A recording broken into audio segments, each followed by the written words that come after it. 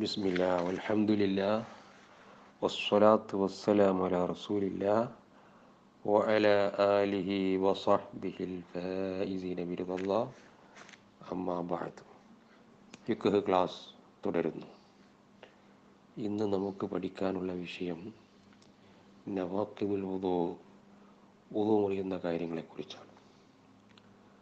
വുദൂ മുറിയുന്ന കാര്യങ്ങൾ 4 അതിൽ നിന്ന് ഒന്നാമത്തേത് ഖുറൂജ് ഷൈഇൻ ഗൈരി മനിയിഹി മിൻ ഫർജിൻ, ഗുഹ്യസ്ഥാനത്തിലൂടെ, അതായത് മുന്തുവാരത്തിലൂടെയോ പിന്തുവാരത്തിലൂടെയോ ഇന്ദ്രിയമല്ലാത്ത എന്തെങ്കിലും പുറപ്പെടുക എന്നതാണ് ആദ്യത്തെ വുദൂ മുറിയുന്ന കാര്യം.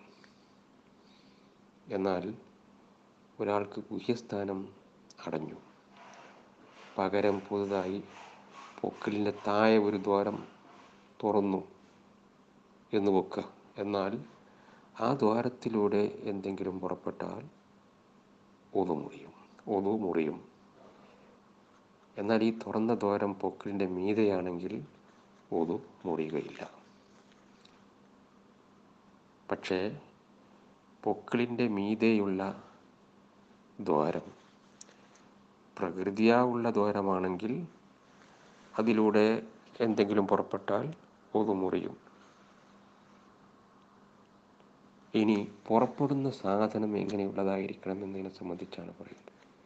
ആ പുറപ്പെടുന്ന സാധനം തടിയായാലും കാറ്റായാലും പച്ചയായാലും ഉണങ്ങിയതായാലും സാധാരണ പുറപ്പെടുന്നതായാലും വിരളമായി പുറപ്പെടുന്നതായാലും അത് ഗുഹ്യസ്ഥാനത്തോട് ചേർന്നതായാലും പിരിഞ്ഞതായാലും അതുപോലെ ഇഷ്ടാനുസരണം പുറപ്പെട്ടതായാലും ബലാത്കാരമായി പുറപ്പെട്ടതായാലും മനഃപൂർവ്വം പുറപ്പെട്ടതായാലും മറന്ന് പുറപ്പെട്ടതായാലും എല്ലാം വുദൂ മുറിയുന്നതാണ്.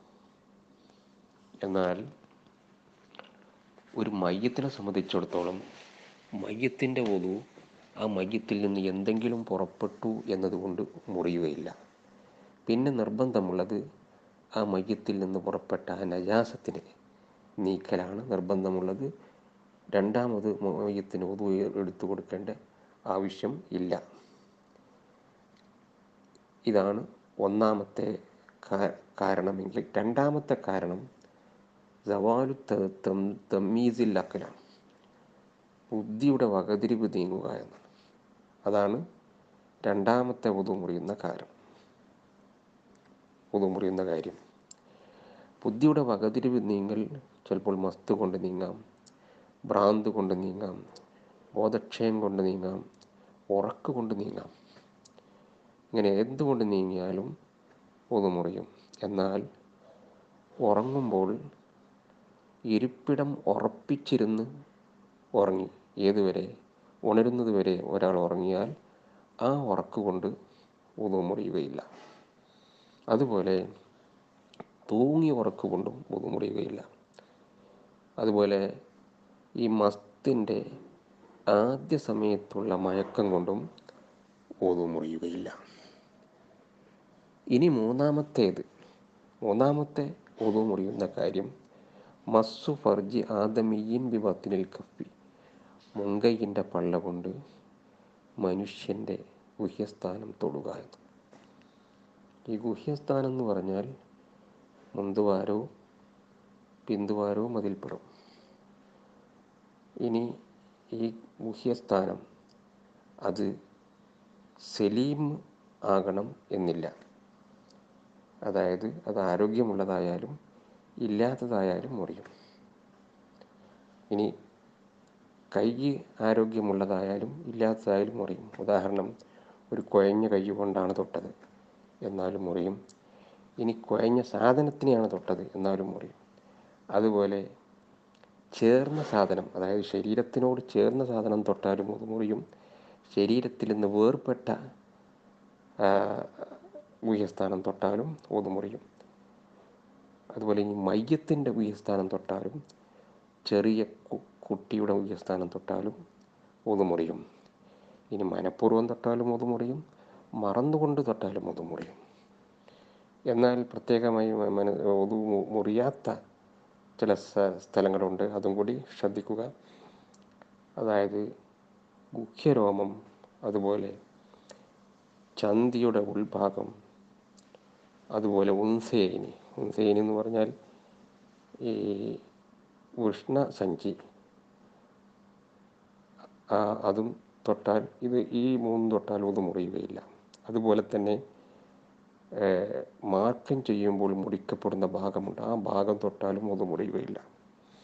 ഇനി നമ്മൾ പറഞ്ഞത് മുൻകൈയിൻ്റെ വള്ള കൊണ്ട് തൊട്ടാൽ ഒതു മുറിയുന്ന, എന്നാൽ വിരലുകളുടെ തല കൊണ്ടോ, അല്ലെങ്കിൽ വിരലുകളുടെ എട കൊണ്ടോ, അല്ലെങ്കിൽ വിരലുകളുടെ തെല്ലുകൊണ്ടോ, അല്ലെങ്കിൽ ഉള്ളം കൈയിൻ്റെ തെല്ലുകൊണ്ടോ തൊട്ടാൽ ഒതു മുറിയുകയില്ല. ഇനി പ്രത്യേകമായി ശ്രദ്ധിക്കേണ്ട ഒരു കാര്യം, ഈ ഒതു മുറിയും എന്ന് പറയുന്നത് തൊട്ടവൻ്റെ ഒതുവാണ്, തൊടപ്പെട്ടവൻ്റെ ഒതുവല്ല.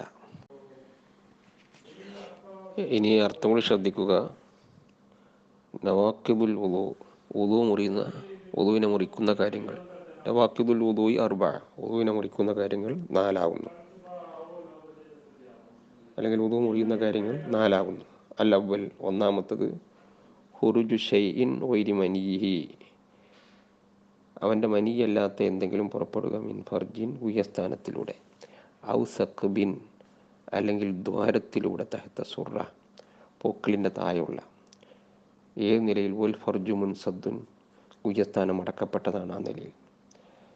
ഐനങ്കാന, പുറപ്പെടുന്ന വസ്തു തടിയാകട്ടെ, ഔരീഹൻ, കാറ്റ് അല്ലെങ്കിൽ കാറ്റാകട്ടെ, റത്തുബൻ, പച്ചയാകട്ടെ, ഔജാഫൻ, അല്ലെങ്കിൽ ഉണങ്ങിയതാകട്ടെ, മുഴത്താതൻ, പതിവായി പുറപ്പെടുന്നതാകട്ടെ, ഔനാദിരൻ, അല്ലെങ്കിൽ വിരളമായി പുറപ്പെടുന്നതാകട്ടെ, മുത്തസിലൻ, അത് ചേർന്നതാകട്ടെ, ഔ മുൻഫസിലൻ, അല്ലെങ്കിൽ പിരിഞ്ഞതാകട്ടെ, തൗ അൻ, അത് ഇഷ്ടാനുസരണം പുറപ്പെട്ടതാകട്ടെ, ഔ കർഹൻ, അല്ലെങ്കിൽ ബലാത്കാരമായി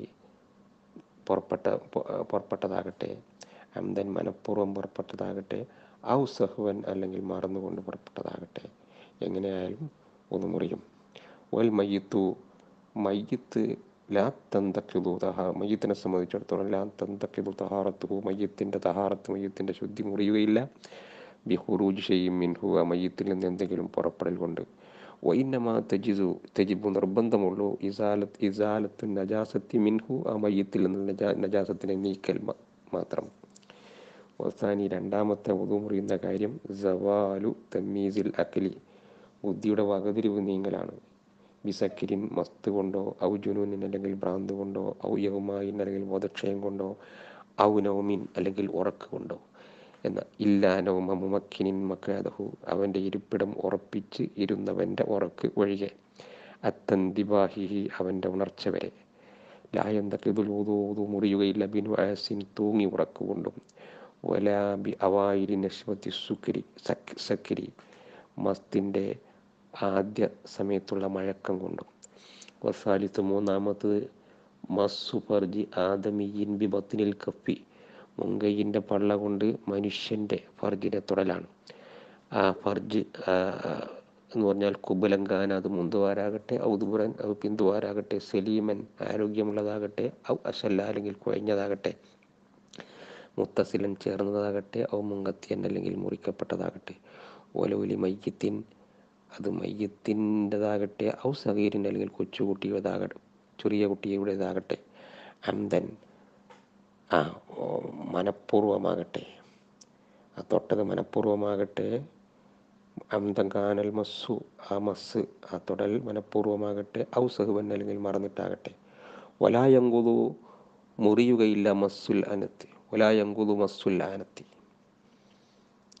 വബാത്തിനിൽ അല്യത്തി, ഉദു മുറിക്കുകയില്ല, മസ്സുൽ ആനത്തി, ആനത്തിനെ തൊടൽ, അതുപോലെ വബാത്തിനിൽ അല്യത്തി, ചന്തിയുടെ ഉള്ളു തൊടലും പൊതുവിനെ മുറിക്കുകയില്ല.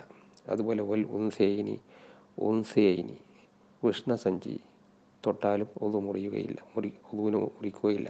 അതുപോലെ വലാമാ കുത്തിയ ഫിൽ ഖിതാനി, മാർക്കം ചെയ്യുമ്പോൾ മുറിക്കപ്പെടുന്ന ഭാഗം തൊട്ടാലും ഒതു മുറിയുകയില്ല. അതുപോലെ വലാമസുൽ ഫർജി, ഗുഹ്യസ്ഥാനം തൊട്ടാലും ഒതു മുറിയുകയില്ല.